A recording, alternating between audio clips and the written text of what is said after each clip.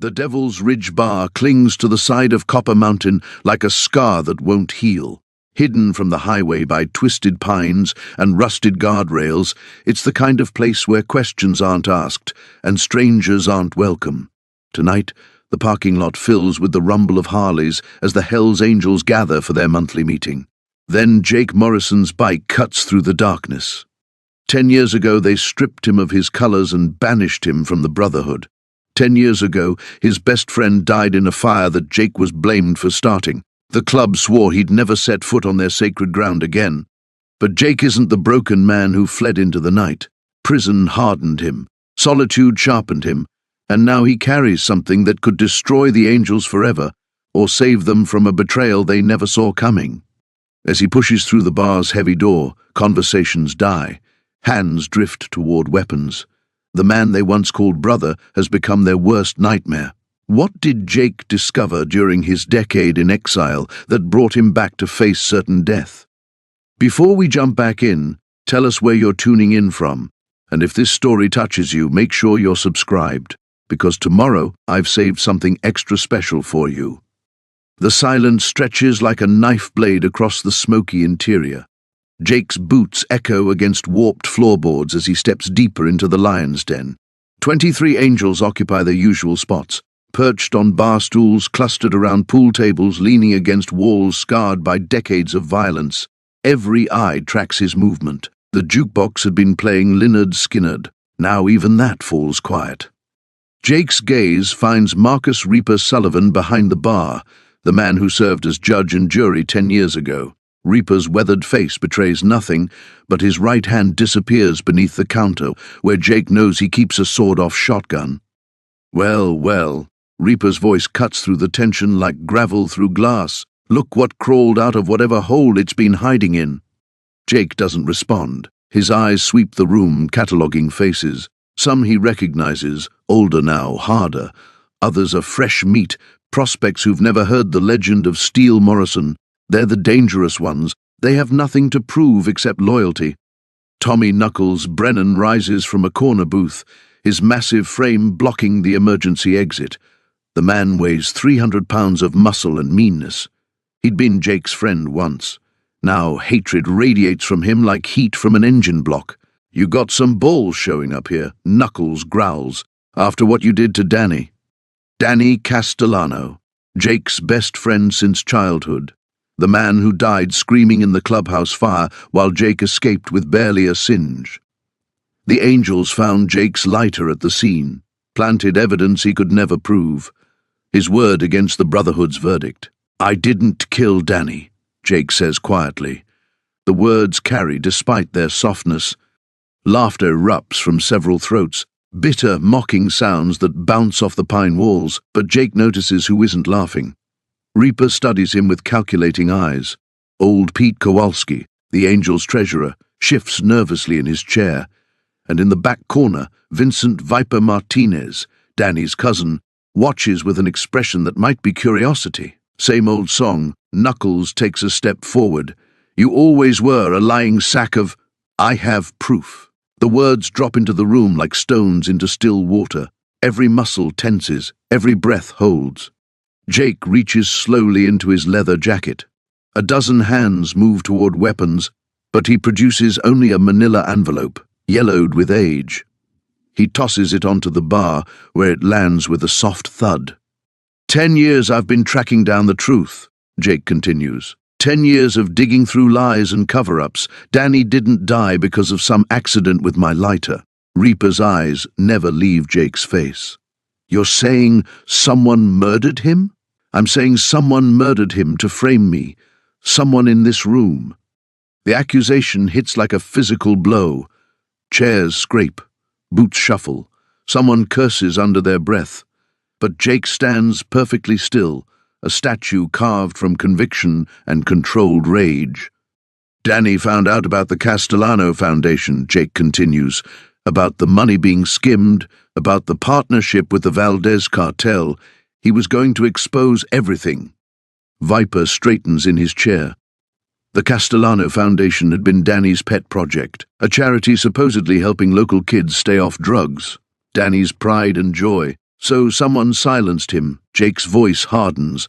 Made it look like an accident. Made it look like I did it. Reaper's hand tightens on the shotgun. Even if that's true, which I ain't saying it is, what makes you think you're walking out of here alive? Jake finally allows himself a smile.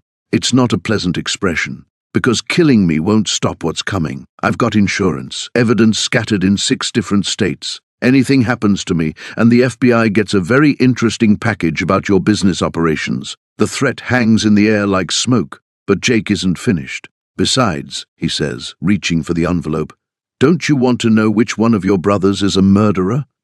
The brass lantern hadn't changed much in 10 years. Same warped wooden floors that creaked with every step. Same neon beer signs casting everything in red and blue shadows. Same smell of stale cigarettes and desperation hanging in the air like a curse. Jake pushed through the heavy oak door, feeling the weight of 24 eyes turned toward him before quickly looking away. The bartender was new, a wiry kid with nervous hands who couldn't be more than 25. He looked up as Jake approached, his Adam's apple bobbing like a fishing lure. What can I get you? Whiskey, whatever's cheapest. Jake slid onto a bar stool that wobbled under his weight. The kid poured 3 fingers of something brown into a glass that had seen better decades. Jake wrapped his hand around it, but didn't drink. He was scanning the room in the mirror behind the bar, cataloguing faces. Most were strangers, but a few triggered memories he'd spent years trying to bury. You're Morrison. The voice came from his left. Jake turned to see a man in his 50s, grey stubble covering cheeks that had gone soft with age. It took him a moment to place the face. Danny Kowalski. Jake's voice was flat. Heard you made detective. That was a long time ago. Danny's laugh was bitter. These days I'm lucky to still have a badge. He raised his beer bottle in a mock toast. Seems we both came down in the world.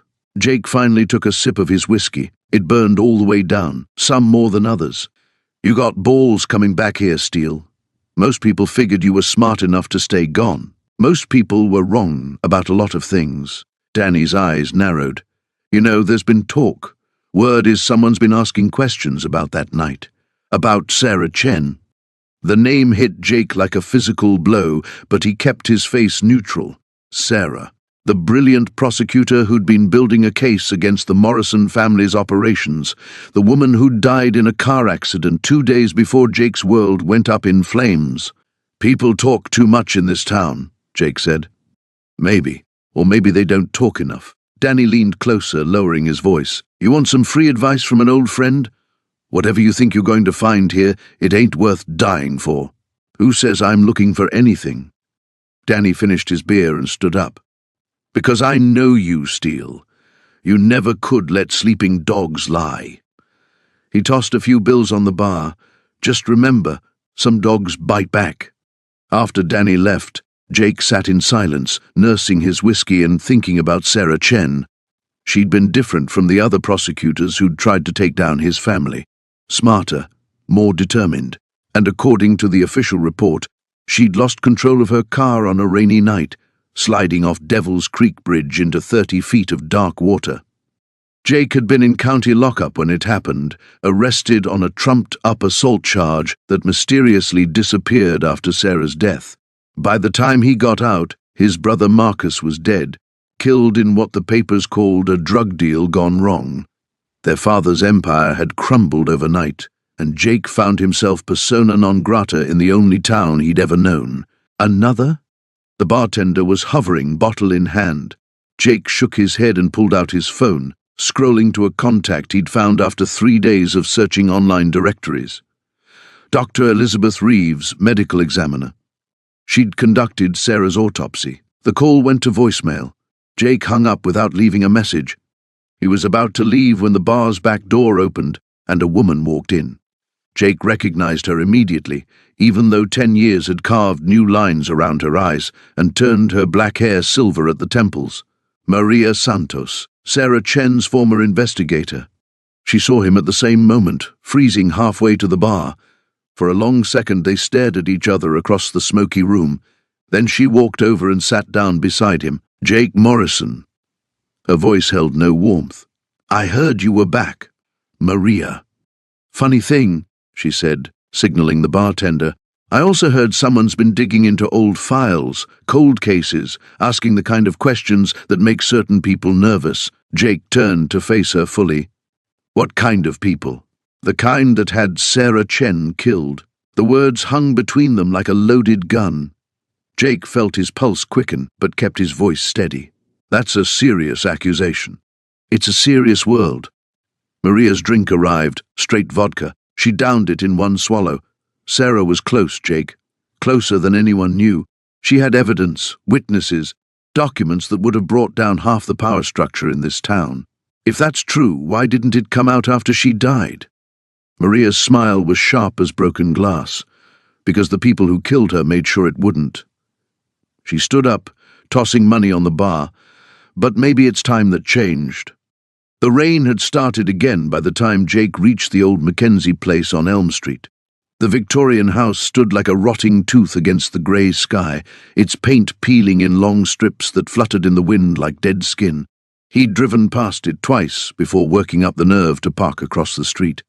This was where Sarah had lived, where she'd grown up painting, her nails black, and writing poetry about wanting to escape Devil's Ridge.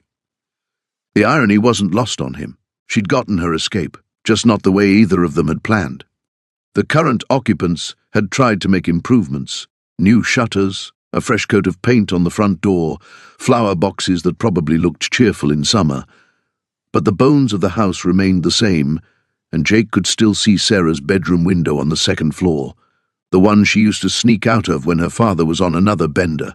You're not supposed to be here. Jake didn't turn around. He recognized the voice, Chief Patricia Reeves, though she'd been Deputy Reeves back when he was a suspect rather than a visitor. Her footsteps approached slowly on the wet pavement, deliberate and cautious. Last I checked, looking at houses wasn't a crime, Jake said, keeping his hands visible on the steering wheel. Old habits. Depends on whose house it is and who's doing the looking. She moved into his peripheral vision, one hand resting casually on her service weapon. Mrs. Henderson called in a suspicious vehicle, said some man was sitting out here watching her home. Mrs. Henderson? Bought the place from Sarah's aunt about 5 years back. Nice family, 2 kids. Reeves stepped closer to the driver's window. They don't need to know about its history. Jake finally turned to look at her. Patricia Reeves had aged well. Her auburn hair was shorter now, streaked with silver, and lines creased the corners of her eyes, but she still carried herself with the same no-nonsense authority he remembered. She'd been one of the few cops who hadn't seemed convinced of his guilt, though that hadn't stopped her from doing her job. I'm not here to cause trouble, he said. Then why are you here at all? Most people who leave Devil's Ridge have the good sense to stay gone. Maybe I'm not most people. No argument there. She studied his face through the rain-spotted window. You look older. Prison'll do that. So will 10 years. A long silence stretched between them, filled only by the steady drumming of rain on the car roof. Finally, Reeves shifted her weight and moved her hand away from her weapon. I heard you were back. Word travels fast in a small town, especially when it's word about Jake Morrison. You planning on staying long? Depends. On what? On whether I find what I'm looking for. Reeves's expression hardened. The case is closed, Jake. Has been for a decade. Sarah's killer was never found, and rehashing old evidence isn't going to change that. Maybe the evidence was never properly hashed in the first place. You need to be careful with accusations like that. The investigation was thorough. Just because we couldn't pin it on you doesn't mean we didn't do our jobs. Jake started the engine, and Reeves stepped back. Through the windshield, he could see a woman peering out from behind the curtains of what used to be Sarah's bedroom. Mrs. Henderson, probably, wondering why a police car was parked outside her home. I'm not accusing anyone of anything, Jake said, yet. But someone in this town knows what really happened that night. Someone's been keeping secrets for 10 years, and secrets have a way of eating at people. Some secrets are better left buried. Not this one. Reeves leaned down to the window again, her voice dropping to barely above a whisper. Listen to me carefully, Jake. I know you think you're owed something, closure, justice, whatever you want to call it. But Devil's Ridge has moved on. People have built lives, raised families, found peace. If you start digging into the past, you're not just risking your own safety. You understand what I'm saying? Sounds like a threat. It's a warning. From someone who remembers when you were just a scared kid who loved the wrong girl at the wrong time. She straightened up, her professional demeanor sliding back into place. Now move along. Mrs. Henderson doesn't need to see police cars in her driveway. Jake put the car in drive but didn't pull away immediately. Patricia? That night at the quarry, was there anything else? Anything that didn't make it into the reports? For just a moment, something flickered across her face. Fear, maybe, or regret. But it was gone so quickly Jake might have imagined it. The reports contained everything relevant to the case. That's not what I asked. But Reeves was already walking back to her patrol car, her shoulders set against more than just the rain. The headlights of Jake's Harley cut through the pre-dawn darkness as he pulled into the parking lot of the Rusty Anchor. The bar sat on the outskirts of Devil's Ridge like a forgotten relic, its neon sign flickering weakly against the grey sky. Even at 5 in the morning, 3 pickup trucks and a rusted sedan occupied the gravel lot. Some things never changed in this town. There were always people looking to drown their sorrows or extend last night's mistakes into the new day. Jake killed the engine and sat for a moment, studying the building where his father had spent more time than at home. The wood siding had weathered to a dull brown, and someone had boarded up a window with plywood that bore fresh graffiti. The place looked exactly as he remembered it, tired, worn down, and somehow still standing despite everything trying to knock it flat. The heavy oak door groaned as he pushed inside. Cigarette smoke and stale beer hit him immediately, along with the unmistakable scent of desperation that seemed to seep from the walls. A handful of early drinkers hunched over their glasses at the bar, while country music played softly from speakers that had seen better decades. Behind the bar stood a woman Jake recognized immediately, though time had carved new lines around her eyes and streaked her black hair with silver. Maria Santos had been tending bar here when Jake was still in high school, and apparently she'd outlasted multiple owners and countless broken dreams. "Well, I'll be damned," Maria said, her voice carrying the rasp of too many cigarettes.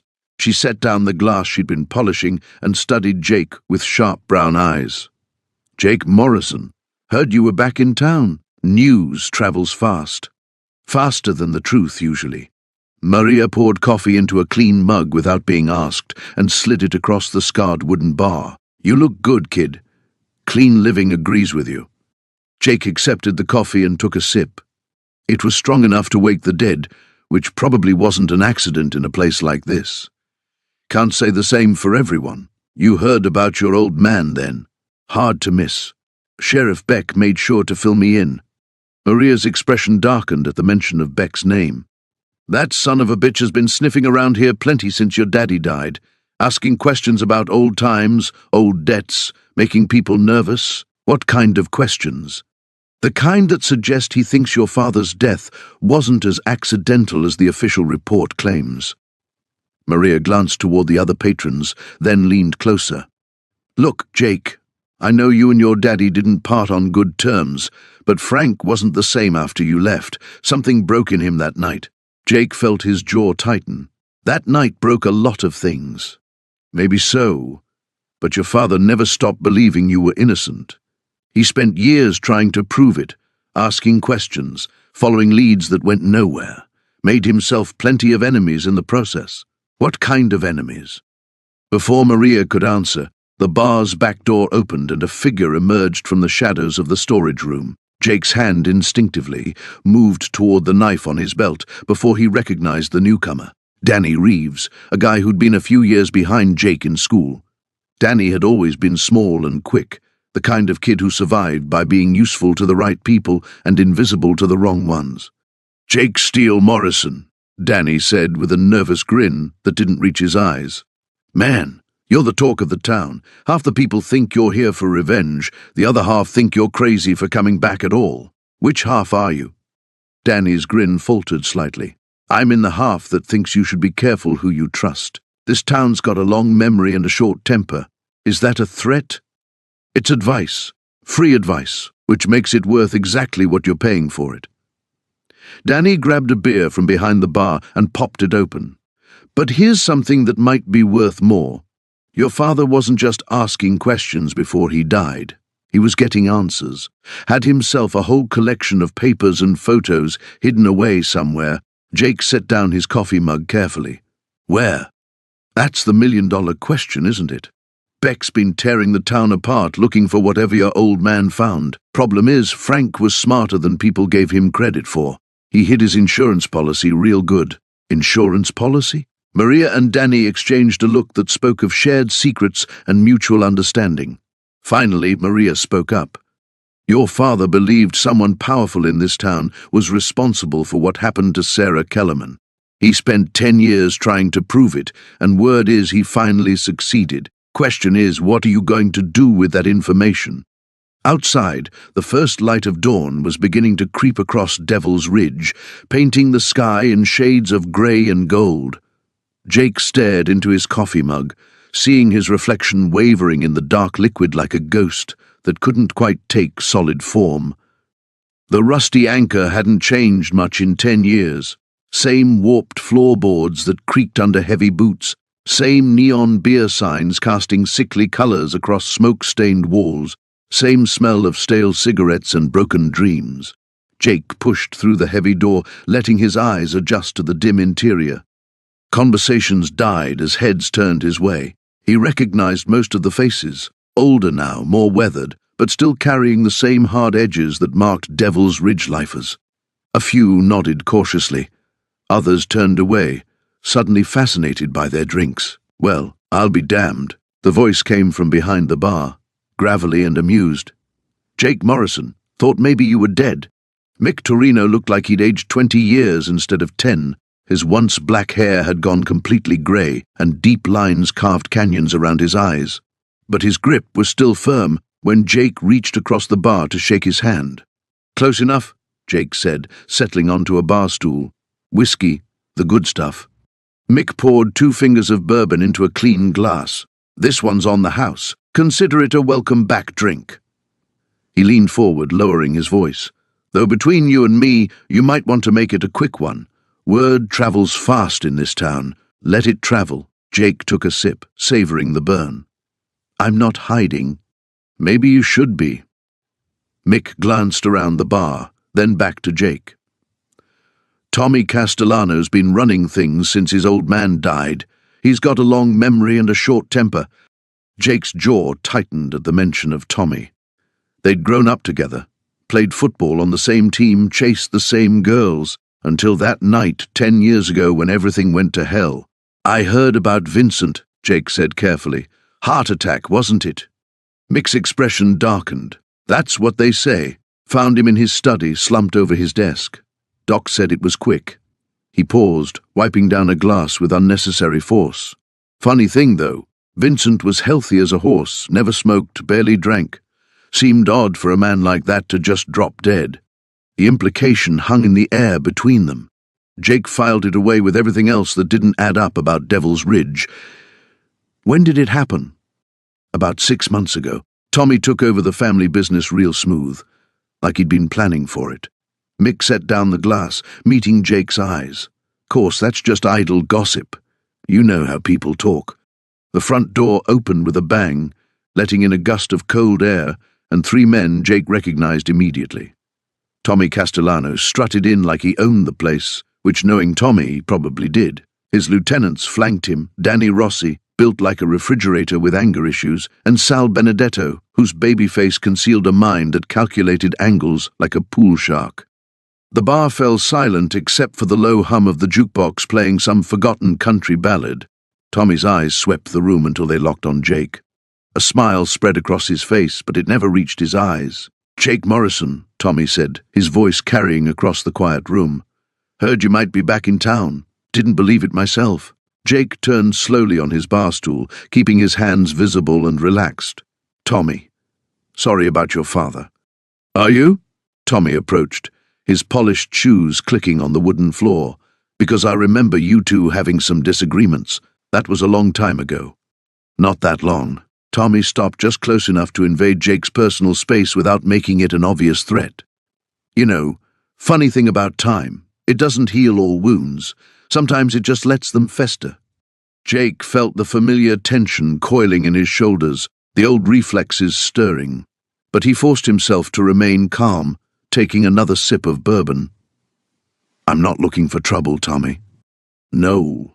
Then what are you looking for?" Tommy's voice carried a dangerous edge. "Because from where I stand, trouble seems to follow you around like a lost dog. Maybe I just missed the warm hospitality." Danny Rossi stepped forward, his massive hands curled into fists. "You want to watch your mouth, Morrison." "Easy, Danny." Tommy raised a hand without taking his eyes off Jake. "We're just having a friendly conversation between old friends." He leaned closer, his voice dropping to barely above a whisper. "But here's the thing, Jake. This is my town now, my rules, and I don't remember inviting you back." Jake met his stare without flinching. "Good thing I don't need an invitation." The silence stretched taut as a wire. Everyone in the bar held their breath, waiting to see who would blink first. Finally, Tommy straightened up, that cold smile returning. "Enjoy your drink," he said, turning away, "but don't get too comfortable." The three men walked toward a corner booth, but Jake could feel their eyes on him like heat from a furnace. He finished his bourbon in one swallow and dropped a 20 on the bar. "Thanks for the drink, Mick." "Jake!" Mick called softly as he headed for the door. "Be careful out there." The morning sun cast long shadows across the cemetery as Jake knelt beside the weathered headstone. Sarah Morrison, beloved daughter and sister, 1985 to 2014. The carved letters had grown soft with time and weather, but the pain in his chest remained sharp as ever. "I'm sorry I haven't been here," he whispered, placing a single white rose against the granite. "But I'm back now, and I'm going to find out what really happened to you." Footsteps crunched on gravel behind him. Jake tensed, his hand instinctively moving toward the knife on his belt. 10 years in prison had taught him to always be ready. "Thought I might find you here." Jake turned to see Tommy Vasquez approaching, his police uniform crisp in the morning light. They'd been friends once, before everything went to hell, before Jake became the town pariah and Tommy became a cop. "Tommy." Jake stood slowly, gauging the other man's intentions. "Come to arrest me for trespassing?" "Cemetery's public property." Tommy stopped a respectful distance away, his eyes flicking to Sarah's grave. "Besides, you have every right to visit your sister." The words carried weight that made Jake study his old friend's face more carefully. "Do I? Because 10 years ago this whole town seemed pretty convinced I was the one who put her here." Tommy glanced around nervously, then stepped closer. "We need to talk, but not here. Too many eyes. Since when do you care about being seen with me?" "Since I started asking questions I probably shouldn't be asking." Tommy's voice dropped to barely above a whisper. "Meet me at the old quarry tonight. Midnight. Come alone." Before Jake could respond, Tommy was walking away, leaving him alone with his sister's ghost and a dozen new questions. The day passed in a haze of suspicious looks and whispered conversations as Jake moved through town. He stopped by the hardware store for supplies, enduring the clerk's obvious discomfort. At the diner, conversations died when he entered, only to resume in hushed tones after he left with his coffee and sandwich. Devil's Ridge hadn't forgotten Jake Morrison. The question was whether they remembered the truth or just the version that had been convenient 10 years ago. As evening approached, Jake found himself driving past familiar landmarks. The high school where he and Sarah had graduated 2 years apart. The park where she'd learned to ride a bike. The bridge where teenagers still gathered to drink beer and pretend they were invincible.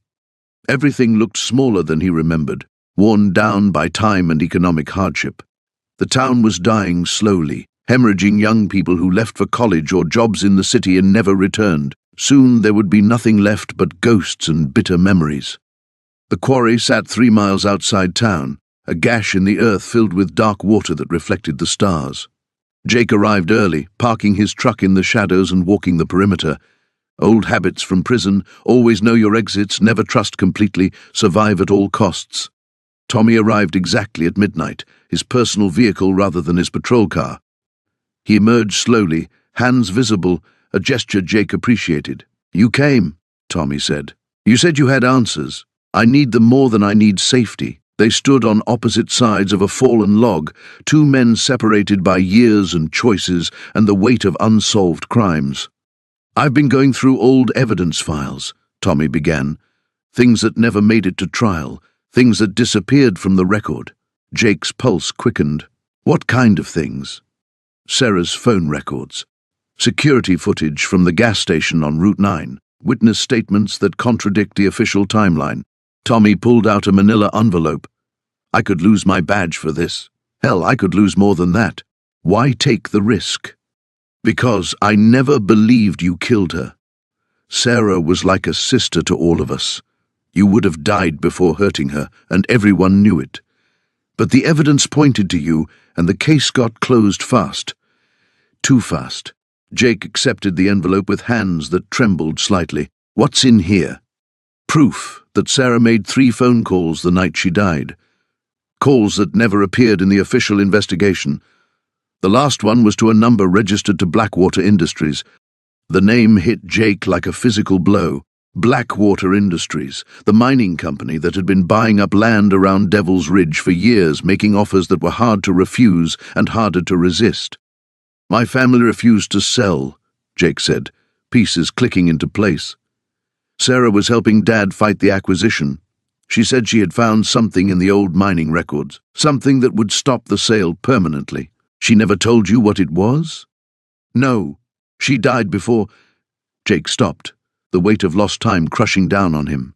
"Tommy, if Sarah discovered something that threatened Blackwater's plans, then she wasn't killed by some random psychopath or jealous ex-boyfriend," Tommy finished. "She was murdered to keep her quiet." In the distance, an owl called out across the water, its cry echoing off the quarry walls like a warning. The rain had started again by the time Jake reached the old Morrison place, fat droplets drumming against the truck's windshield like fingertips, tapping out a nervous rhythm. The house sat hunched against the storm, its paint-peeled siding and sagging porch a monument to neglect. 10 years of abandonment had carved deep lines into the structure, the same way Exile had etched them into Jake's face. He killed the engine but didn't move, studying the dark windows that stared back at him like dead eyes. This was where it all began, where Tommy Morrison had raised his boys with an iron fist and a quick temper, where Jake had learned that love came with conditions and loyalty had a price.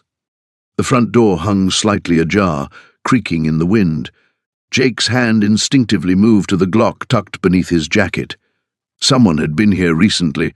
The disturbed dust on the porch steps told him that much. Inside, the house reeked of mildew and something else, something that made his stomach clench. He pulled out his phone's flashlight, the beam cutting through the gloom to reveal overturned furniture and scattered papers. The place had been searched, and not carefully. Jake made his way to the back of the house, to his father's old study. The door stood open, revealing chaos within. File cabinets had been emptied, their contents strewn across the floor like fallen leaves. But Jake wasn't looking at the mess. He was staring at the wall behind the desk where a safe hung open, its steel door twisted and scorched. "They used explosives," a voice said behind him.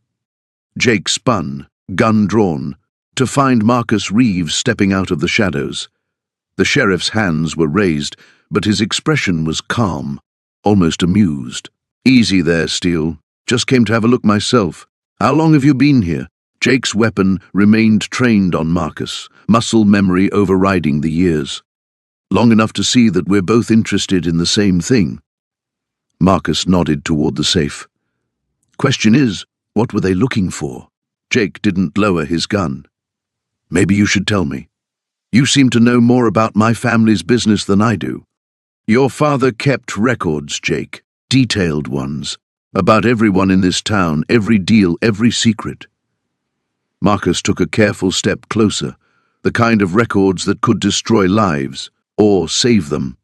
"Depends on your perspective." The sheriff's eyes never left Jake's face. Tommy was paranoid, especially after that business with the cartel started heating up. He documented everything, thinking it would protect him. Jake felt something cold settle in his chest. "What business with the cartel?" Marcus smiled, but there was no warmth in it. "You really don't know, do you? Your old man was washing money for the Ramirez organization. Had been for years before you left town. The words hit Jake like physical blows. His father, for all his faults, had been many things, violent, controlling, bitter, but never a criminal. Not like that. You're lying. Am I? Think about it, Jake. Where did all that money come from? The new trucks every year, the cash your father always seemed to have when times were supposed to be tough? Marcus gestured around the ransacked room. This wasn't the house of a struggling rancher. Jake's mind raced, connecting dots he'd never wanted to see. His father's mysterious trips to El Paso, the strangers who sometimes visited the ranch late at night, the way Tommy Morrison had always insisted on handling the family finances alone. Even if that's true, Jake said slowly, what does it have to do with that night? With Danny? Marcus's expression darkened. Everything. Your brother found out about the money laundering. He was going to expose it all. The cartel connection, the local officials who were paid to look the other way, everything. Danny wouldn't, Jake started, but the words died in his throat. His brother had always been the moral compass of the family, the one who saw things in black and white. He came to me first, Marcus continued. Thought he could trust the law to handle it properly, but when he realized how deep it went, how many people were involved, the sheriff shrugged. He decided to take matters into his own hands. Jake felt the world shifting beneath his feet. Everything he thought he knew about that night, about his brother's death, was crumbling like old mortar. So you killed him, he whispered. I protected this town, Marcus replied, his voice hardening. Danny would have brought the cartel down on all of us. You think they would have just packed up and left? They would have burned Devil's Ridge to the ground to keep their secrets. The gun in Jake's hand felt impossibly heavy. 10 years of guilt, 10 years of believing he'd failed his brother, and now this, the truth that made everything worse. Where are the records now? He asked. Marcus smiled again, and this time it was genuinely amused. That's the million-dollar question, isn't it? Whoever broke in here didn't find them either. The rusty anchor hadn't changed much in 10 years. Same water-stained ceiling, same flickering neon beer signs casting red shadows across scarred wooden tables. Jake pushed through the heavy door, the familiar smell of stale cigarettes and spilled bourbon hitting him like a physical blow. A few heads turned his way, conversations stuttering to uncomfortable silences before resuming in hushed tones. He'd expected this. Word traveled fast in Devil's Ridge, especially when it concerned Jake Morrison's return from the dead. The bartender was new, a thin man with nervous eyes who kept glancing toward the back corner booth where 3 men sat nursing their drinks. Jake recognized 2 of them, Tommy Vega and Marcus Brick Sullivan, both former members of the Serpents who'd somehow managed to stay out of prison. The third man had his back to the bar, but something about the set of his shoulders seemed familiar. Jake ordered a whiskey and waited. In a place like this, information was currency, and patience was the only way to make a purchase. Heard you were back in town. The voice came from behind him. Jake didn't turn around, but he caught the reflection in the mirror behind the bar, a tall man with graying hair and a jagged scar running from his left ear to his jaw. Danny Kowalski, Jake's former sergeant in the Serpents, and the man who'd taught him everything he knew about riding, fighting, and surviving on the wrong side of the law. Danny! Jake's voice was steady, betraying nothing of the tension coiling in his chest. Still holding court in this shithole? Someone's got to keep an eye on things. Danny moved to the stool beside him, signaling for a beer. Especially when ghosts start walking around, stirring up old business. Jake finally turned to face him. The years had been hard on Danny, deep lines etched around his eyes, his once powerful frame beginning to show the effects of too much alcohol and not enough sleep. But his eyes were still sharp, still dangerous. I'm not stirring up anything, Jake said. Just looking for some answers. Answers to what? You know what? Danny took a long pull from his beer, studying Jake's face. Some things are better left buried, Steele. You learned that lesson once before. The old nickname hit harder than Jake expected. Steele Morrison, the enforcer, the one they called when problems needed to disappear permanently. That man felt like a stranger now, someone he'd watched from a distance in another life. Did I? Because from where I'm sitting, it looks like I learned to run away when things got complicated. You learn to stay alive." Danny's voice dropped to a whisper. "And if you're smart, you'll learn it again." Jake felt the weight of the other patrons' attention pressing down on him. Conversations had stopped entirely now. The entire bar focused on their exchange. He could feel Tommy and Brick watching from their corner booth, could sense the tension ratcheting up with each word. "Who gave the order, Danny?" The question hung in the air between them like smoke from a loaded gun. Danny's hand tightened around his beer bottle, knuckles going white. "You think it was that simple? You think someone just pointed a finger and said, 'Kill the girl'? I think someone wanted Sarah dead, and they used me to do it." Jake's voice was barely audible, but the words carried across the silent bar like thunder. "I think someone set me up, and I want to know who." Danny stood abruptly, his stool scraping against the floor. For a moment, Jake thought the older man might take a swing at him. Instead, Danny leaned in close, his breath hot against Jake's ear. "You want to know who killed your girl? Look in a mirror, Steele. You pulled that trigger, you drove that bike. Everything that happened that night was on you, and no amount of playing detective is going to change that." The words hit Jake like physical blows, each one designed to cut deep. But underneath Danny's anger, he heard something else, fear. "If that's true," Jake said quietly, "then why are you so scared?" Danny's face went pale. He stepped back, his hand moving instinctively toward the knife Jake knew he kept clipped to his belt. The gesture wasn't lost on the rest of the bar's patrons, who began shifting nervously in their seats. "I'm not scared of you, Morrison. I'm scared for you. There are people in this town with long memories and short tempers. People who thought you were dead, and who might prefer to keep it that way." "Is that a threat?" "It's friendly advice from an old friend." Danny threw a 20 on the bar and headed for the door. "Take it or leave it, but if you're smart, you'll be gone by morning." Jake watched him leave, then turned back to his whiskey.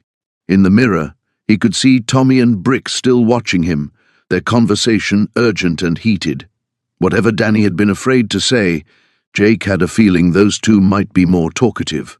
He finished his drink and prepared to find out. The abandoned Hartwell mine sat like a wound in the mountainside, its entrance boarded up with weathered planks that had seen better decades. Jake parked his bike behind a cluster of pine trees, the engine's rumble echoing off the rock face before dying into silence. The air tasted of rust and old secrets. He'd been here before, 15 years ago, back when he and Tommy used to explore every forgotten corner of Devil's Ridge. The mine had been dangerous then, unstable and flooded in places. Now it looked downright apocalyptic. The boards came away easier than expected, nails pulling free with protesting squeaks. Someone had been here recently. The wood around the entrance showed fresh scrape marks, and the padlock that should have secured the chain lay discarded in the weeds, its shackle cut clean through. Jake clicked on his flashlight and stepped into the darkness. The beam cut through air thick with dust and something else, the metallic smell of blood faint but unmistakable. His hand instinctively moved to the Glock tucked under his jacket. The main tunnel stretched ahead, supported by rotting timber that creaked ominously overhead. Water dripped somewhere in the distance, a steady percussion that masked his footsteps. 20 yards in, the tunnel branched left and right. Jake chose left, following fresh footprints in the muddy floor. The passage opened into a wider chamber, and Jake's light caught something that made his blood freeze. Cameras, professional-grade equipment mounted on tripods, cables snaking across the floor to a bank of monitors powered by a portable generator. The screen showed multiple angles of the chamber, night vision feeds that turned everything green and ghostly. This wasn't just a hiding place. It was a surveillance center. Impressive setup, isn't it? Jake spun, his gun clearing leather before the voice finished echoing off the walls. Sheriff Marcus Dalton stepped into the light, his own weapon already drawn and aimed center mass. Marcus. Jake kept his gun trained on the sheriff's chest. "Can't say I'm surprised to find you here. Drop the weapon, Jake. This doesn't have to end ugly, like it ended for Ray Hutchins, or Tommy 10 years ago." Dalton's weathered face remained impassive. "You don't understand what you're walking into, then explain it to me." Jake's finger found the trigger. Start with why you've been watching me since I got back to town. The sheriff gestured toward the monitors with his free hand. This operation is bigger than you, bigger than me, bigger than Devil's Ridge. You think you're here for answers about one night 10 years ago? That night was just the beginning. Beginning of a pipeline. Drugs, money, people, whatever needed moving through the mountains. Your brother stumbled onto it. Just like Ray did last week. Just like you're doing right now. Jake's mind raced, connecting dots he'd missed before. The night Tommy died, he wasn't selling drugs. He found out about the pipeline. Smart boy, just like his brother. Too smart for his own good. Dalton's voice carried genuine regret. I tried to warn him off, Jake. I swear I did. But Tommy was going to the feds. Couldn't let that happen. So, you killed him. I didn't pull the trigger. The admission hung between them like smoke. But I made the call. The rage that had been building in Jake's chest for 10 years finally found its target. His hand steadied on the gun. Who pulled the trigger, Marcus? Give me a name. You already know. You've been circling him like a shark since you got back. Vincent Cruz. The pieces clicked into place. Cruz's nervousness, his questions about what Jake remembered, the way he'd been pushing for Jake to leave town. Where is he? Close. Dalton's eyes flicked toward something behind Jake. Real close. The sound of boots on stone came too late. Jake started to turn as pain exploded across the back of his skull, driving him to his knees. His gun skittered away into the darkness. Vincent Cruz stepped into the light, a tire iron in his hands. Sorry, Steele, but this needed to end. Jake's vision swam, but he forced himself to focus. Blood ran warm down his neck. 10 years, Vinny. 10 years you let me believe I killed my own brother. You weren't supposed to remember anything. The accident, the head trauma. Doc said you'd probably never get it back. Cruz hefted the tire iron again. Should have left it alone, but I didn't. Jake struggled to his feet, world tilting dangerously. And now I know everything. You know enough to get yourself killed, just like Tommy. Cruz looked at Dalton. We doing this here? The sheriff holstered his weapon with the air of a man resigned to his fate. Make it quick. And clean. Jake's hand found the backup piece strapped to his ankle. Just one more question, Vinny. What's that? You remember what I taught you about watching your corners? Cruz frowned, confused, just as Jake's backup gun cleared leather and spoke twice in the darkness. The abandoned warehouse sat like a cancer on the edge of Devil's Ridge, its broken windows staring out at the interstate like dead eyes. Jake parked the Charger behind a crumbling loading dock, the engine's rumble echoing off corrugated metal walls before dying into silence. The address Marcus had given him led here, to this forgotten piece of industrial decay where secrets came to die. His boots crunched on broken glass as he approached the side entrance. The door hung askew on rusted hinges, and Jake slipped through the gap with practiced silence. Inside, shafts of dusty sunlight cut through the darkness, illuminating a vast space filled with abandoned machinery and the ghosts of better times. You came alone, smart. The voice emerged from the shadows near the far wall.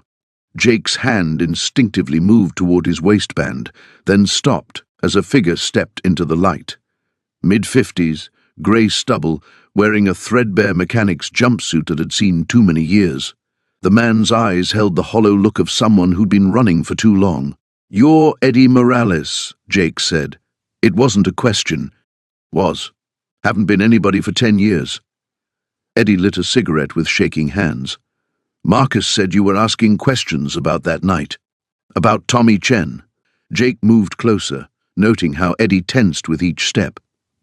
You were there. You saw what really happened. I saw enough to know I needed to disappear. Eddie took a long drag, the ember glowing orange in the gloom. Thought I'd done a good job of it until your friend tracked me down 3 days ago. Tell me. Eddie laughed, but there was no humor in it. You really don't know, do you? All these years and you still think Tommy Chen was just some dealer who got in over his head. The words hit Jake like a physical blow. What are you talking about? Tommy wasn't dealing steel. He was investigating, had been for months before he died. Eddie flicked ash onto the concrete floor. See, funny thing about being a mechanic in a small town, people forget you exist. They talk around you like you're part of the furniture. Tommy, he heard things at the garage, things about shipments coming through Devil's Ridge that weren't on any manifest.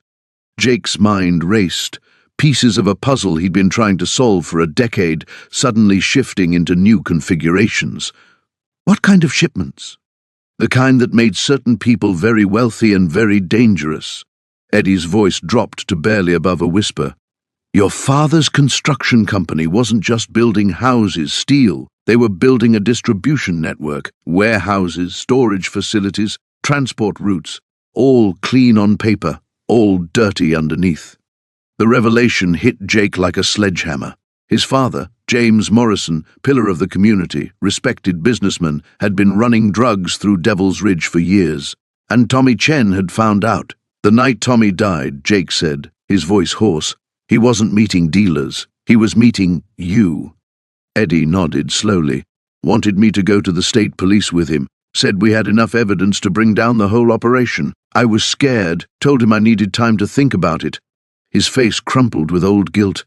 If I'd said yes, if I'd gone with him that night, they would have killed you both. Jake's hands clenched into fists. Who else was involved? Besides my father? Sheriff Briggs for sure, couple of the town councilmen, some out-of-state muscle that came through regular-like. Eddie stubbed out his cigarette on the wall. But the one calling the shots? The one who decided Tommy Chen was too dangerous to let live? Jake waited, though part of him already knew the answer. Your brother Danny. The name hung in the air like smoke. Jake felt something cold settle in his chest, a certainty he'd been fighting against for 10 years, finally crystallizing into truth. Danny. Golden Boy Danny, who'd always been their father's favorite, who'd inherited the business and the respect and the clean reputation while Jake rotted in exile. Danny was the one who found out Tommy was asking questions, Eddie continued. He's the one who set up the meeting that night, made it look like a drug deal gone bad, got you blamed for it in the process. 2 birds, 1 stone. Jake's vision blurred with rage. All these years he'd carried the weight of Tommy's death, the guilt and the doubt and the desperate need to prove his innocence, and all along, his own brother had been the architect of his destruction. Where's the evidence? He managed to ask. The proof Tommy gathered? Eddie reached into his jumpsuit and pulled out a small metal box, its surface tarnished with age. Tommy gave this to me before that last meeting. Insurance, he called it. Said if anything happened to him, I should make sure the truth got out. He held the box out to Jake. Took me 10 years to find the courage. Jake took the box with trembling hands. Inside lay documents, photographs, and what looked like financial records. The evidence that could finally clear his name and destroy the people who'd stolen his life. The warehouse felt smaller suddenly, the shadows deeper. Outside, Devil's Ridge waited, unaware that its foundations were about to crack. The abandoned mine shaft stretched into darkness, like the throat of some ancient beast. Jake stood at the entrance, his breath visible in the cold mountain air, the flashlight beam dancing across rusted support beams and scattered debris. Somewhere in this labyrinth of tunnels lay the truth about Danny's death, and possibly Danny himself. You sure about this? Marcus whispered, checking his weapon one more time. They'd driven up the old logging road in silence, both men lost in their own thoughts about what they might find. Jake nodded, though certainty was a luxury he couldn't afford. Elena's cryptic message had led them here, where the mountain keeps its secrets, level 3, shaft 7. She'd risked everything to get him this information, and now she was in the wind, hopefully far from Devil's Ridge before Castellanos realized she'd betrayed him. The first 2 levels of the mine were exactly what Jake expected, empty chambers where copper had been stripped from the earth decades ago, leaving behind only echoes and shadows. Their footsteps seemed to thunder in the confined space despite their efforts to move quietly. Level 3 was different. The tunnels here were narrower, more deliberate, as if they'd been carved for a purpose beyond mining. Jake's light caught something metallic ahead, and his pulse quickened. A steel door, modern and out of place in the century-old mine, blocked their path. Well, that's not ominous at all, Marcus muttered. but he was already working on the lock with a set of picks he'd produced from his jacket. The door swung open with a soft click, revealing a chamber that made Jake's blood run cold. The space had been converted into a makeshift laboratory, complete with tables, equipment, and Jesus Christ, Marcus breathed. Bodies. 3 of them, laid out on metal gurneys like some twisted medical examination. But these weren't fresh corpses. These were mummified, preserved by the dry mountain air, and something else. Chemicals that hung in the air with a sickly sweet smell. Jake forced himself to approach the nearest table, his hands shaking as he aimed the flashlight at the face. Not Danny. The relief was overwhelming until he realized what he was looking at. Other people who'd disappeared over the years, people whose questions had gotten too dangerous. Jake. Marcus's voice was tight with controlled horror. Over here. In the corner of the chamber, partially hidden behind a sheet of plastic, was another table. Jake's feet felt like lead as he walked over, knowing with sick certainty what he would find. Danny Morrison lay on the metal surface, his body remarkably well preserved, his face peaceful in a way that seemed obscene given the circumstances, but it was definitely his little brother. The same stubborn jaw, the same unruly brown hair, though now dulled with 10 years of death. "I'm sorry, man," Marcus said quietly. "I'm so damn sorry." Jake couldn't speak, couldn't breathe. 10 years of hoping, of believing Danny might still be alive somewhere, shattered in an instant. His brother hadn't run away. He'd been murdered and hidden here like some kind of trophy. A manila folder sat on a shelf nearby, and Jake grabbed it with numb fingers. Inside were photographs, dozens of them, documenting what had happened that night. Danny meeting with someone in the shadows, Danny handling a briefcase full of cash. Danny's face twisted in terror as he realized he'd been set up. And there, in the final photograph, was the man who'd killed him. Sheriff Tom Brennan, 20 years younger but unmistakably the same man who'd run Jake out of town, who'd convinced everyone that Danny was a drug dealer who'd gotten in over his head. Brennan with his hands around Danny's throat, Brennan arranging the body, Brennan burning evidence. "Son of a bitch," Jake whispered.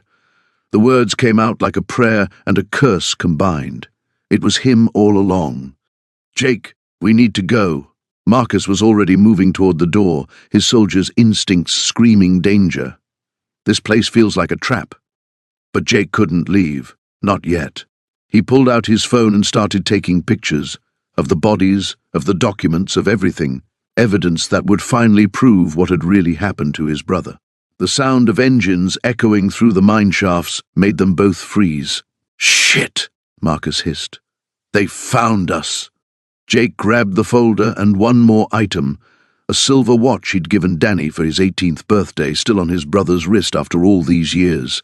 Then they ran. Behind them, voices shouted orders, and flashlight beams began to probe the tunnels. Jake led Marcus through a maze of passages, using childhood memories of exploring these very mines with Danny to find an alternate exit. They emerged into the dawn light, just as the first police cars reached the main entrance below.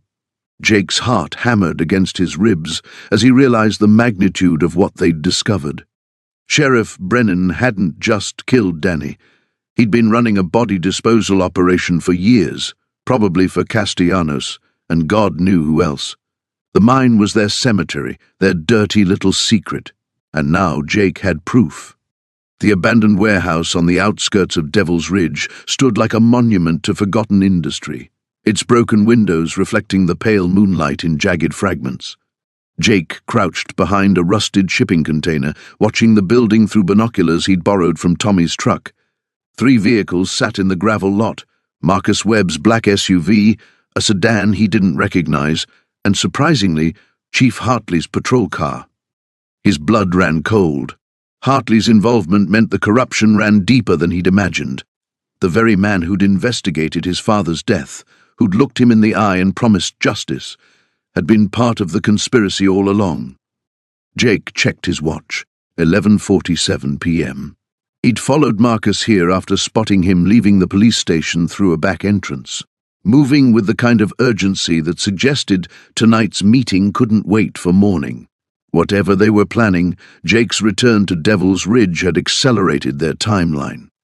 A movement caught his eye, a figure emerging from the warehouse's side entrance.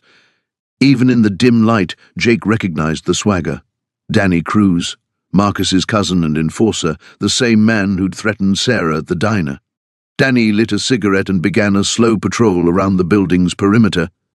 Jake counted the seconds, timing Danny's circuit. 4 minutes and 30 seconds for a complete loop. That would give him a narrow window to get closer and find out what was happening inside. He waited for Danny to disappear around the far corner, then sprinted across the open ground, his footsteps muffled by years of accumulated dust and debris. The warehouse's loading dock provided cover, and he pressed himself against the concrete wall, listening for voices from within. "Can't keep this contained much longer." Chief Hartley's voice carried through a broken window above Jake's head. "Morrison's asking too many questions, and people are starting to remember things they should have forgotten. Then maybe it's time we reminded the town what happens to troublemakers." This voice Jake didn't recognize, gravelly, older, speaking with the authority of someone accustomed to being obeyed. Like we reminded his father? Marcus's laugh held no humor. "Look how well that worked out. We've got a bigger problem now. Sarah Chen's been digging through old case files, and she's smart enough to connect the dots." Jake's grip tightened on the window ledge. Sarah was in more danger than either of them had realized. "The lawyer's not our primary concern," the unknown voice continued. "I've got word from my contact at the state attorney's office. There's been an inquiry about reopening the Morrison case. Someone's been asking about evidence that went missing from the lockup." "What evidence?" Hartley's voice cracked slightly. "The kind that would put all of us away for life if it ever surfaced." Jake strained to hear more, but Danny's footsteps were returning. He slipped deeper into the shadows beneath the loading dock, counting seconds. Danny passed overhead, his boots crunching on broken glass. When the footsteps faded, Jake emerged and made his way to a different vantage point. Through a gap in a boarded window, he could see into the warehouse's interior. 4 men stood around a table illuminated by a single hanging bulb. Marcus, Hartley, Danny, and a 4th man whose back was turned to the window. The older man turned slightly, and Jake felt the world tilt beneath him. Vincent Castellano, the mob lawyer who'd supposedly left Devil's Ridge years ago after the FBI investigation into organized crime in the county. Jake's father had been building a case against Castellano's operation when he died. "The Morrison boy thinks he's hunting us," Castellano continued, "but he has no idea what he's really dealing with. We've spent 10 years building something bigger than his father ever imagined. This isn't just about one small-town cover-up anymore." "So, what do you want us to do?" Marcus asked. "Clean house. Permanently. Make it look like an accident, a tragic case of a troubled ex-con who couldn't handle coming home. The lawyer, too, if necessary." Jake's phone buzzed with a text message. The soft chime seemed to echo like a gunshot in the silence. Inside the warehouse, all conversations stopped. "You hear that?" Danny's voice came from somewhere closer than Jake expected. Panic surged through him as he realized he'd miscounted Danny's patrol timing. Footsteps were approaching his position rapidly. Jake looked around desperately for an escape route, but the loading dock area was too exposed. If Danny came around the corner, he'd be trapped. The footsteps stopped just feet away.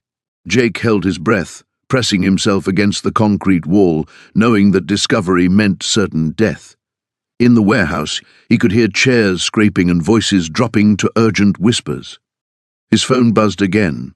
This time he managed to silence it quickly, but the damage was done. Danny's footsteps resumed, moving with purpose now, hunting. Jake closed his eyes and gripped the knife he'd brought, preparing for a fight he wasn't sure he could win. The warehouse district stretched before Jake like a graveyard of rusted metal and broken dreams.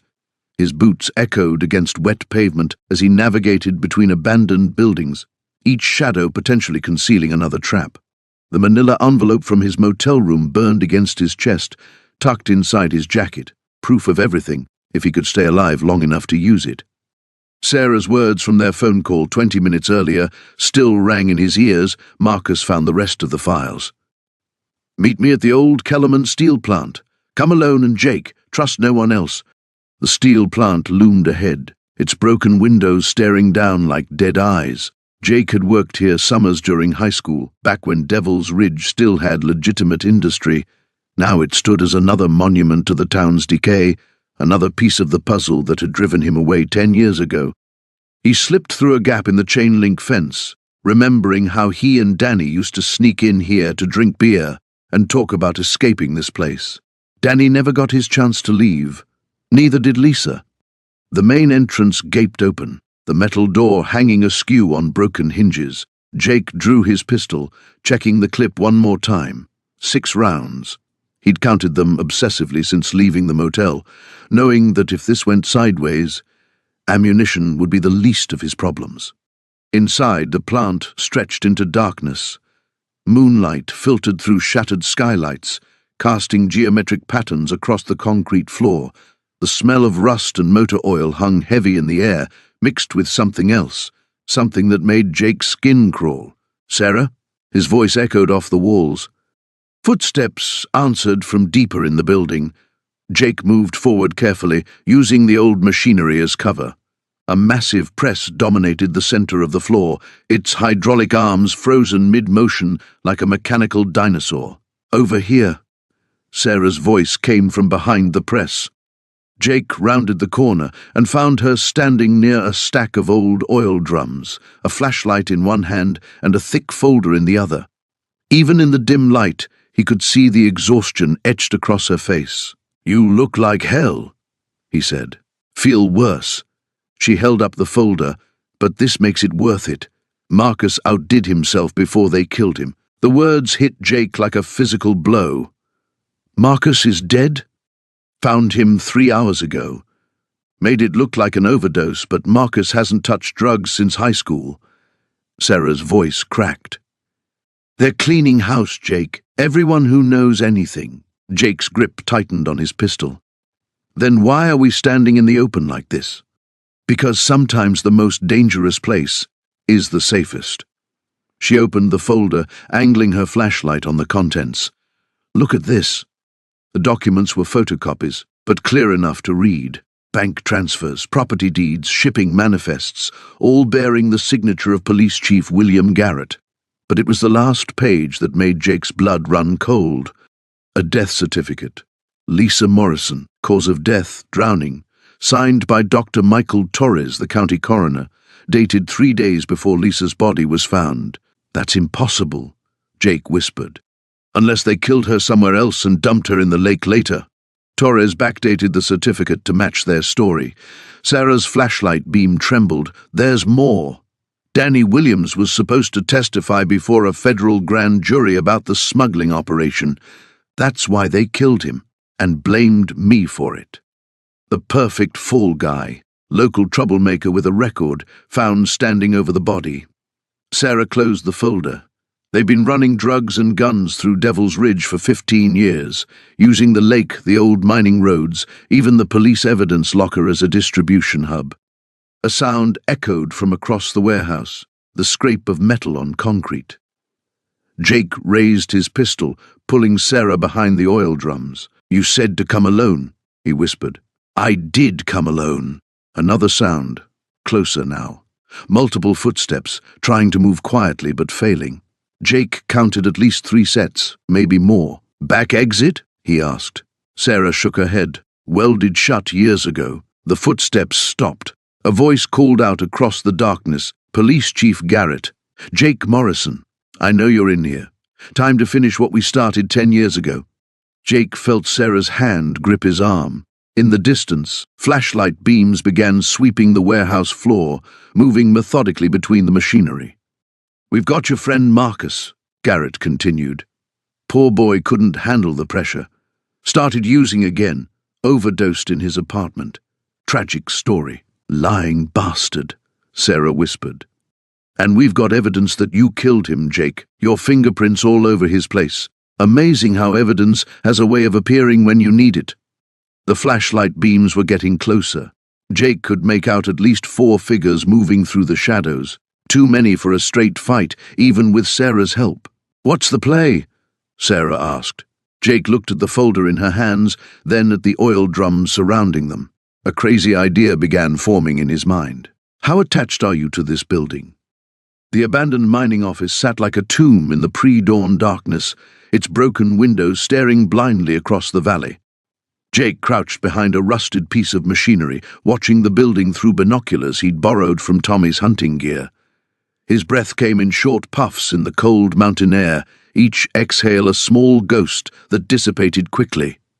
3 vehicles were parked outside: Sheriff Coleman's cruiser, a black SUV Jake didn't recognize, and Marcus Chen's silver sedan. The meeting he'd been expecting was finally happening, and he was going to get his answers. The radio in his jacket crackled softly. "Steele, you copy?" Tommy's voice was barely audible. Jake pressed the transmit button once. Their agreed signal for yes. Tommy was positioned on the ridge above, providing overwatch with his hunting rifle. Not that Jake expected a shootout, but after everything that had happened, he wasn't taking chances. Movement caught his eye. A 4th vehicle approached, a white pickup truck that looked familiar. Jake adjusted the binoculars and cursed under his breath. Mayor Patricia Henley climbed out, her usual composed demeanor replaced by obvious agitation. So the corruption went all the way to the top. Jake wasn't entirely surprised, but seeing it confirmed still hit him like a punch to the gut. How many people had been involved in covering up what really happened to Sarah? Light spilled from the building's main entrance as someone opened the door. Jake could see silhouettes moving inside, but couldn't make out details. He needed to get closer. Moving carefully through the scattered debris and abandoned equipment, Jake worked his way toward the building. The years of military training served him well. Even with his injured ribs protesting every movement, he made no sound. He reached the side of the building and pressed himself against the weathered wood siding. Voices drifted through a broken window above his head, but they were too muffled to understand. Jake looked around and spotted a section where the siding had partially collapsed, creating a gap just wide enough for him to slip through. The interior of the building was a maze of rotting office furniture and filing cabinets. Dust motes danced in the weak light filtering through the windows. Jake could hear the voices more clearly now, coming from what had probably been the main conference room. "Should have handled this years ago," Mayor Henley was saying, her voice tight with stress. "I told you that boy would be trouble if he ever came back." "We had it under control," Coleman's gravelly voice responded. "Morrison was supposed to stay gone. The deal was clear." "Well, he's not gone, is he?" This voice belonged to Marcus Chen. "He's been asking questions, stirring things up. That reporter showing up wasn't a coincidence." Jake crept closer, positioning himself behind a fallen beam where he could see into the room through a gap in the wall. The 4 conspirators sat around a folding table, documents spread between them. "The real problem," said the 4th person, a man Jake didn't recognize, probably the owner of the SUV, "is that Morrison's not the scared kid who ran away anymore. Military training, combat experience. He's dangerous now." "Dangerous enough to figure out what really happened," Chen added grimly. "I've been monitoring the investigation. He's getting close." Coleman leaned back in his chair. "So what are you suggesting?" The unknown man opened a briefcase and pulled out a thick manila folder. "Complete elimination. Make it look like he never adjusted to civilian life, couldn't handle coming home. PTSD, depression, suicide. It'll be tragic but believable." Jake's blood ran cold. They weren't just talking about running him out of town again. They were planning to kill him. "That seems extreme," Mayor Henley said, though her tone suggested she was considering it. "What's extreme is letting him destroy everything we've built here," the man replied. "The development project is worth $50 million. The jobs, the economic boost to the region. Are we really going to let one man's vendetta ruin that?" "It's not about the money," Chen said quietly. "It's about what happens when the truth comes out. What we did to that girl was an accident. Coleman cut him off sharply, and the cover-up was necessary to protect innocent people." Jake's hands clenched into fists. Sarah's death had been an accident, but they'd covered it up and let him take the blame. 10 years of exile, 10 years of believing he was responsible for her death. "Morrison dies," the unknown man said with finality. "Tonight, if possible. Coleman, you can arrange it. A welfare check gone wrong, maybe. He resisted arrest. You had to defend yourself." The sheriff nodded slowly. "I can make that work." Jake had heard enough. He began backing away from his hiding spot, mind racing. He needed to get out of here and contact Tommy, figure out their next move. But as he turned, his boot caught on a piece of debris. The metallic clang echoed through the building like a gunshot. "What was that?" Chen's voice was sharp with alarm. Footsteps pounded toward Jake's position. His cover was blown. The abandoned mining office sat like a monument to broken promises at the edge of town, its windows dark against the storm that had been building all evening. Jake pulled his truck into the shadows behind the building, cutting the engine as lightning split the sky overhead. Thunder followed seconds later, a low rumble that seemed to shake the earth itself. He checked his watch. 11:30. Tommy would be here soon, assuming he hadn't lost his nerve. Jake had spent the afternoon putting together the final pieces of the puzzle, and what he'd found made his blood run cold. The corruption ran deeper than he'd imagined, stretching back not just months, but years. Tommy Briggs had been at the center of it all, but he wasn't the mastermind. That distinction belonged to someone else entirely. The rain started as Jake made his way to the building's rear entrance, fat drops that quickly became a steady downpour. He picked the lock with practiced ease. Some skills never left you, no matter how long you'd been away from that life. Inside, the air was thick with dust and the smell of decay. Moonlight filtered through broken windows, casting strange shadows across overturned desks and scattered papers. Jake positioned himself near the main entrance where he could see the road. He didn't have to wait long. Headlights cut through the darkness, moving slowly down the access road. The car, a dark sedan he didn't recognize, pulled up to the front of the building and sat idling for nearly a minute before the engine shut off. Tommy emerged from the driver's seat, looking around nervously before approaching the building. Even from a distance, Jake could see the man was rattled.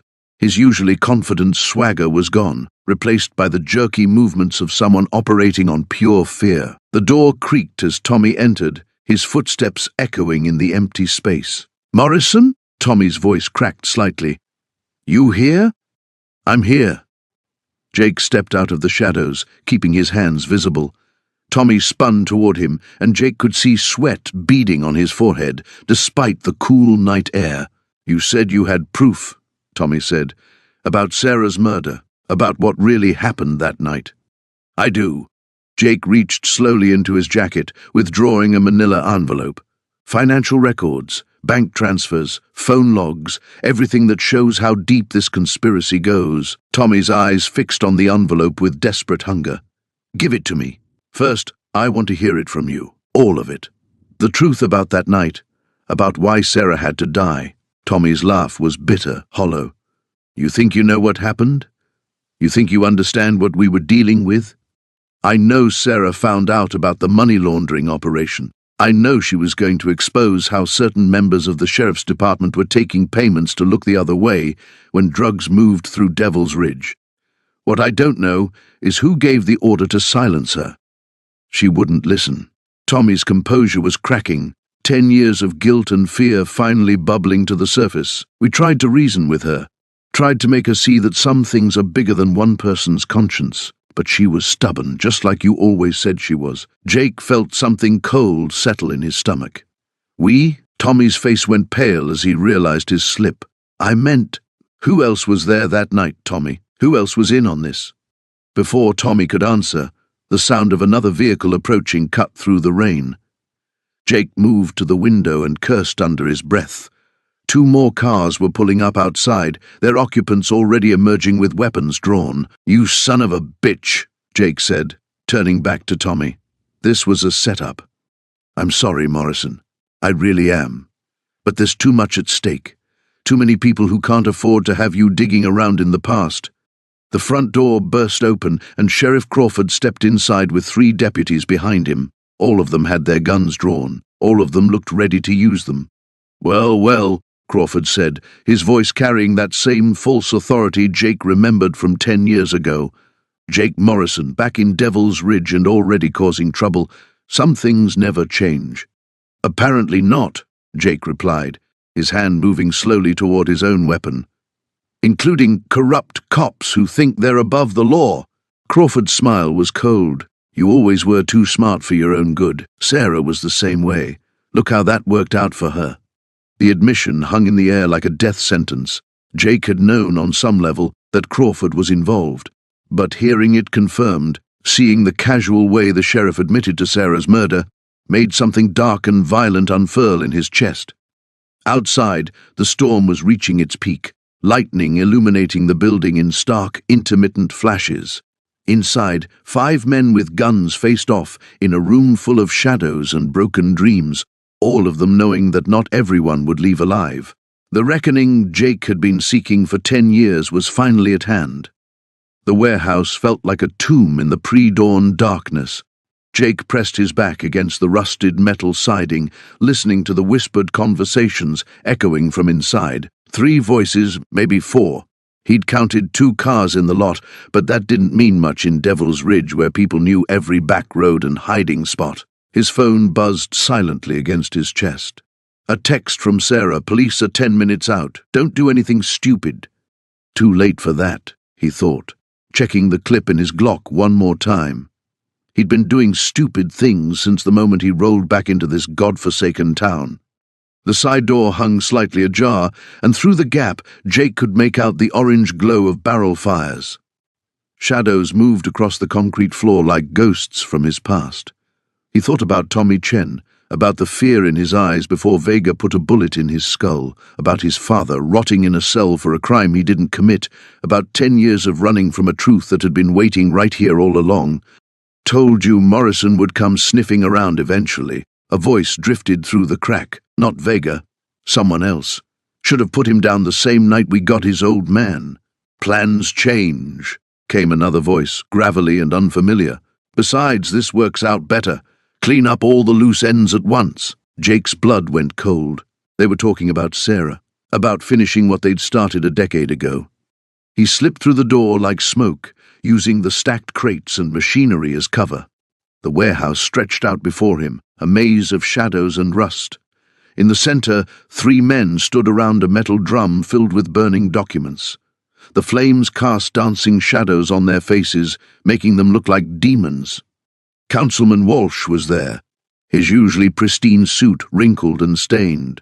Next to him stood Detective Reeves from the county sheriff's department, the same bastard who'd helped frame his father. The third man Jake didn't recognize, but the expensive suit and cold eyes marked him as someone from outside Devil's Ridge, someone with serious money and fewer scruples. The Morrison file should have been destroyed years ago, Walsh was saying, feeding papers into the flames. Keeping it was sentimental and stupid. Insurance, Reeves countered. In case the old man ever tried to appeal, dead men make poor witnesses, but planted evidence lasts forever. The stranger, Jake was already thinking of him as the suit, checked his watch. Your timeline's blown. Morrison's already seen too much, knows too much. The Chen kid was supposed to keep his mouth shut. Chen's been handled, Reeves said. And the girl? The prosecutor? Walsh's laugh was bitter. She'll have an accident. Tragic, really, dying so young. But that's what happens when you dig too deep into old cases. Jake's finger tightened on the trigger. He could drop all 3 of them right now, end this nightmare in a hail of bullets. But dead men couldn't confess, couldn't clear his father's name, or explain why an innocent mechanic had spent 10 years behind bars for a murder he didn't commit. The real question, the suit continued, is what to do about the drugs. The Torino family's getting impatient. They want their distribution network back online. So that was it. Jake felt the final pieces clicking into place. Devil's Ridge wasn't just a dying mill town. It was a way station for drug runners moving product up from Mexico. His father had stumbled onto their operation that night 10 years ago, maybe seen something he shouldn't have. The murder rap was just convenient cover, a way to remove a potential witness while keeping the real operation hidden. Morrison's got until sunrise, the suit said, pulling out a satellite phone. After that, I'm calling in professionals, real ones this time. He won't last that long, Reeves said. I've got half the sheriff's department looking for him. Armed and dangerous, shoot on sight. Jake's phone buzzed again. Sarah probably wondering where the hell he was. The police would be here soon, but not soon enough. These men would scatter like roaches when the lights came on, disappearing back into their legitimate lives while the evidence burned to ash. He rose from behind the crates, Glock steady in his hands. "Funny thing about armed and dangerous," he called out, stepping into the firelight. "Sometimes it cuts both ways." All three men spun toward him, hands reaching for weapons, but Jake had the advantage of surprise and a decade of anger fueling his reflexes. "Hands where I can see them," he barked. "Now." Walsh's face went white. "Morrison." "Jesus Christ, how did you—" "Find you? Same way I found out about the drug money, about the frame job, about all of it." Jake's voice was steady, but his heart was hammering against his ribs. "Now kick your weapons away and step back from that fire. We're going to wait for the police together." The suit smiled, and Jake knew he'd made a mistake. The warehouse door exploded inward as Jake kicked it open, splinters of rotted wood scattering across the concrete floor. His .45 was drawn, finger tight on the trigger, every muscle in his body coiled for violence.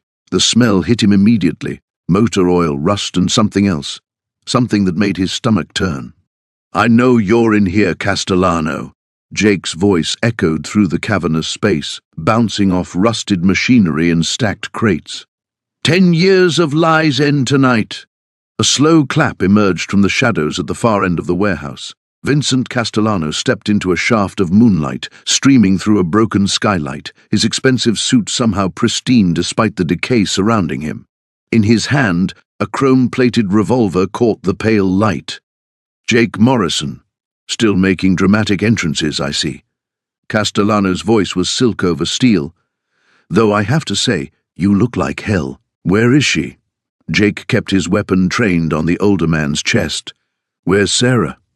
Castellano tisked softly. "Straight to business. No pleasantries. Your father would be disappointed in your manners." He gestured with his free hand toward a stack of shipping containers. "She's indisposed at the moment." Jake's jaw clenched. "If you've hurt her—" "You'll what? Kill me?" Castellano laughed, the sound hollow in the empty space. "You should have done that 10 years ago, boy. Would have saved us all a lot of trouble. I was just a kid then, believed in justice, in doing things the right way." Jake took a step forward, his gun never wavering. Funny how prison changes a man's perspective. "Prison." Castellano shook his head. "Such an ugly word. I prefer to think of it as time for reflection. Tell me, Jake, what conclusions did you reach during all that reflection?" Jake could hear it now, a muffled sound from behind the containers. Sarah was alive. The knowledge sent both relief and fury coursing through his veins. "I figured out that my father wasn't the dirty cop everyone said he was. I figured out that someone set him up, made it look like he was on your payroll. Your father was a good man," Castellano agreed, surprising him. "Honest to a fault. That's what made him so dangerous. He found out about the money laundering operation through the construction company. Found out you were using city contracts to clean your drug money." Jake's voice was steady, but his heart hammered against his ribs. "So you planted evidence in his locker. Made it look like he was protecting you." Castellano's smile was razor-thin. "Very good. But you're missing the most important piece, aren't you?" Another muffled sound from the containers. Jake fought the urge to rush toward it, knowing Castellano was waiting for exactly that kind of mistake. "Sheriff Bennett, he was your inside man all along." Bennett was useful, Castellano conceded, but he wasn't the only one. The words hit Jake like a physical blow. His mind raced, connecting dots he'd refused to see. "No, you're lying." "Am I?" Castellano's eyes glittered with malicious amusement. "Think, Jake. Who had access to your father's locker?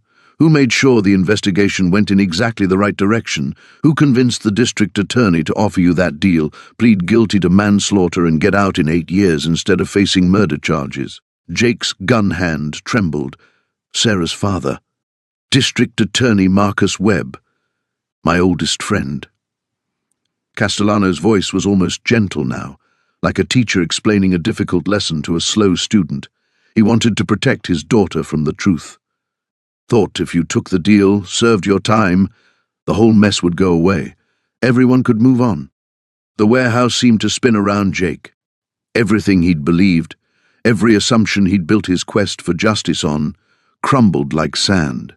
The witness who saw me leaving the Peterson house that night paid to lie. Poor Mr. Peterson was getting too close to the truth about our operation, started asking uncomfortable questions about why his construction bids kept losing to our front companies.